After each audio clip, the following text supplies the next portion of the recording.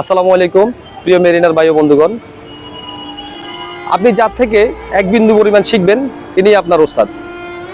আমার সেই ওস্তাদ যিনি আমাকে লস্কর থাকা অবস্থায় তৃতীয় শ্রেণীর মাস্টার হয়েছে ঠিকই, কিন্তু অনেক জাহাজে চাকরি চাওয়ার পরেও আমি চাকরি পাইনি।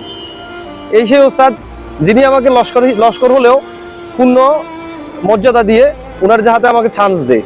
কোনো জাহাজে আমি চান্স পাই নাই, আমার এই ওস্তাদ উনি আমাকে লস্কর জানা সত্ত্বেও চান্স দিয়েছেন। তা আসলে এটা বর্তমানে বিরল। উনি আমার নির্দিষ্ট যে আত্মীয়তাও না, কিন্তু কিছু কিছু সম্পর্ক আত্মীয়র থেকেও বেশি হয়। তো এটুকুই বলবো, জন্মদাতা হলেন পিতামাতা, আর কর্মদাতা হলেন একটা উসিলা, যেটা আপনার ওস্তাদ।